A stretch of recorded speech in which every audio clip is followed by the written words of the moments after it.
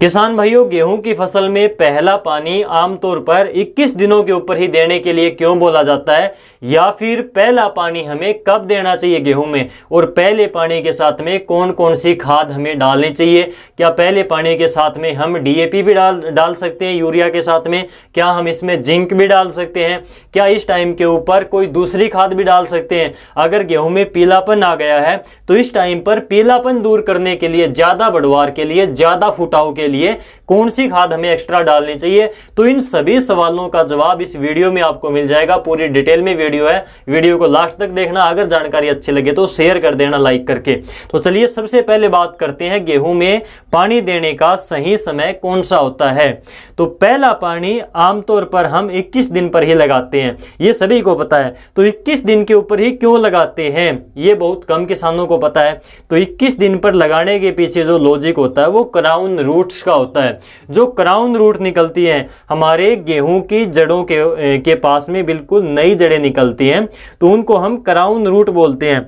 ज्यादा टिलरिंग होती है, नए कल्ले निकलते हैं, नई ब्रांचेस निकलती हैं। ये सब डिपेंड करता है कि आपके गेहूं से क्राउन रूट कितनी मजबूत निकली हैं, जड़ें कितनी मजबूत हैं आपके गेहूं की, तभी ज्यादा कल्लों की, ज्यादा फुटाव की हम बात करते हैं। तो ज्यादा फुटाव के लिए, ज्यादा अच्छी ग्रोथ के लिए जड़ों का विकास होना बेहद जरूरी होता है। इसलिए सही समय पर पहली सिंचाई करना भी बिल्कुल जरूरी होता है। तो सही समय कौन सा होता है, जरूरी नहीं कि आप गेहूं में पहला पानी 21 दिनों के ऊपर ही लगाएं। आप अपने खेत की मिट्टी को ध्यान में रखकर, फसल की कंडीशन को ध्यान में रखकर, मौसम को ध्यान में रखकर 18 दिन से लेकर 30 दिनों तक गेहूं में पहला पानी लगा सकते हो। तो ये चीज कोई जरूरी नहीं है कि 21 दिन के ऊपर ही आपको पानी देना है। अगर फसल ग्रोथ के ऊपर है, आपकी हरी भरी फसल है और सही बढ़वार के ऊपर है, सही कलर के ऊपर है, तो 21 दिन की बजाय आप उसमें 25 से 30 दिन के आसपास भी सिंचाई नॉर्मली दे सकते हो आराम से। यदि गेहूं में पीलापन है, फसल कमजोर है, जड़ें कमजोर हैं, तो 21 दिन के बजाय 18-20 दिन के ऊपर भी आप सिंचाई दे सकते हो। वो ज्यादा बेटर रहेगा आपकी फसल के लिए। कहने का मतलब है कि ये फसल में पहला पानी जो है, ये फसल की कंडीशन को ध्यान में रखकर, खेत की मिट्टी को, मौसम को ध्यान में रखकर ही आपको देना चाहिए। ये यहाँ पर बात क्लियर हुई कि पहला पानी कब देना चाहिए, क्यों देना चाहिए।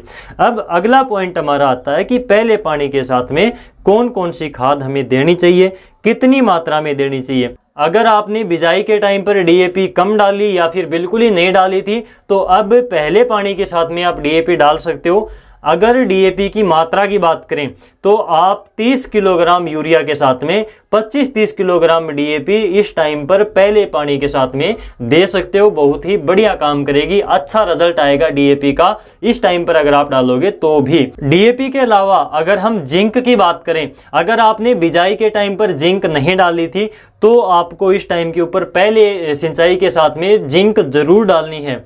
ये ज्यादा फुटाव के लिए, ज्यादा कल्लों की संख्या बढ़ाने के लिए बहुत जरूरी है। पहले सिंचाई के साथ में जिंक जरूर डालें। मैंने सरसों में ही बताया था और गेहूं में भी आपको बता रहा हूं। ये एक्सपेरिमेंट चाहे आप करके देख लेना। जिंक पहले पानी के साथ में जरूर डालना, यूरिया के साथ में मिलाकर। अगर आपने बिजाई के टाइम पर जिंक नहीं डाली तो 7 किलोग्राम आपको 33% वाली जिंक इस टाइम के ऊपर डालनी है प्रति एकड़ में। अगर आपके पास में 21% वाली मिलती है आपको, तो वो आपको 10 किलोग्राम डालनी पड़ेगी 1 एकड़ में। अगर आपने बिजाई के टाइम पर डाल दी थी तो इस टाइम पर आप 2-3 किलोग्राम जिंक भी यूरिया के साथ में मिलाकर डाल सकते हो, बढ़िया रिजल्ट के लिए, ज्यादा फुटाव के लिए। अगर आप इस टाइम पर डीएपी डाल रहे हो तो आपको डीएपी के साथ में जिंक को मिक्स बिल्कुल भी नहीं करना है। अगर आप दोनों डालना चाहते हो तो पहले आप डीएपी का छिड़काव कर दें पूरे खेत में, उसके बाद में यूरिया के साथ में जिंक को मिलाकर अपने खेत में दोबारा से छिड़काव करें। यानी कि डीएपी को और जिंक को दोनों को मिलाकर नहीं डालना है, इन दोनों में विपरीत रिएक्शन होता है, इनका रिजल्ट नहीं आएगा, डीएपी जमीन में जाकर फिक्स हो जाएगी। तो ये चीज ध्यान में रखें, मैं आपको बार बार बताता हूं, डीएपी को और जिंक को अलग अलग ही खेत में छिड़कना चाहिए। तो ये चीज ध्यान आपको जरूर रखनी है। अगर आपकी जमीन कमजोर है और कम खुराक की वजह से फसल में पीलापन दिखाई देता है तो आप पहले पानी के साथ में माइकोराजा या फिर सागरिका जैसी खाद को मिलाकर छिड़क सकते हो पहली सिंचाई के साथ में। इसका भी बढ़िया रिजल्ट आता है। अगर माइकोराजा की बात करें तो माइकोराजा का काफी अच्छा रिजल्ट देखने को मिल रहा है। पिछले कुछ सालों से काफी किसान भाई इसको प्रयोग में लेने लगे हैं और बढ़िया बढ़िया रिजल्ट आता है। खासकर रूट में, अगर जड़ों की बात करें तो जड़ों में इसका रिजल्ट आता है। जड़ों के विकास के लिए इसका हम प्रयोग करते हैं, बहुत बढ़िया काम देती है। अगर जड़ों का विकास अच्छा होगा तो ऊपर इतनी ही अच्छी ज़्यादा मात्रा में जो है फुटाव होगा, ग्रोथ होगी, अच्छी बढ़वार होगी, तो फसल ज़्यादा प्रोडक्शन देगी। तो ये चीज़ आपको ध्यान रखनी है। अगर गेहूं में दीमक की समस्या इस टाइम के ऊपर, तो यूरिया के साथ में कन्फिडोर वगैरह को मिलाकर इस टाइम पर आप छिड़काव करते हो तो दीमक की समस्या भी कम हो जाती है, खत्म हो जाती है। अगर गेहूं में इस टाइम के ऊपर जड़ों में गांठ हो जाती है, ये समस्या नॉर्मली पहली सिंचाई के बाद में आती है।